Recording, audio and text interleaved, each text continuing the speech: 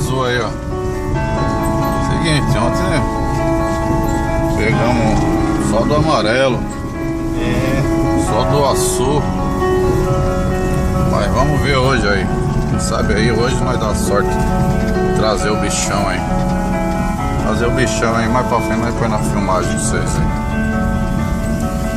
E também mais tardezinho aí na boca da noite aí, atrás das curvinas aí, né? Ontem nós arrebentamos. Ontem falar pra vocês, não deu nem tempo de fazer a filmagem, porque era uma atrás da outra e ninguém queria pegar o aparelho pra filmar. Ninguém pensou em nada, é ou não é, mano? O bagulho é tirar a curvina. Era só tirar peixe e... Tarde nós ver aí. Mano aí vai abrir a porteira agora pra nós aí.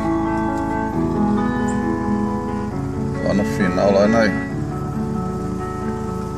desce o Pegasus aí. E vamos tocar pra frente que o sol hoje vai ser bom hoje, hein? Tô até vendo. Essa é a hora da... Que nem ó, acostumado a dizer, é a hora da atividade. Os peixes ficam ativos aí. E assim, né? Só emoção. Cada jogada, cada arremesso, cada puxada é mais uma história, mais um capítulo aí. Eu falo pra vocês, pessoal, preserva isso. Que é isso. Logo mais eu mostro pra vocês.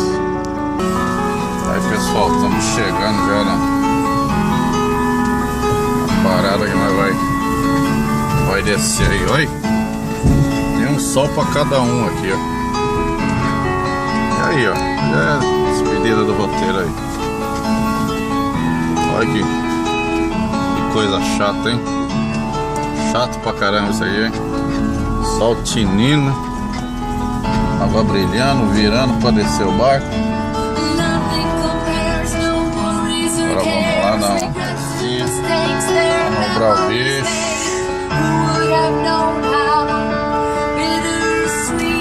Vamos lá, que agora vai. Pera aí, um pouquinho mais pra frente tem um morrinho ali que eu não quero pegar ele.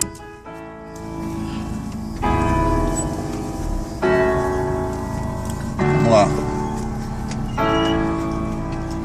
Pego na água aí que é valente. Desatracar ele. Bora. A gente continua aí, ó.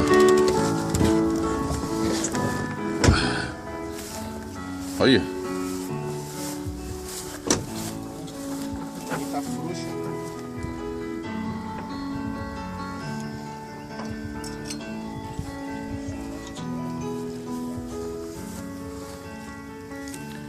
Mais ou menos lá para aquele sentido que a gente vai pescar hoje.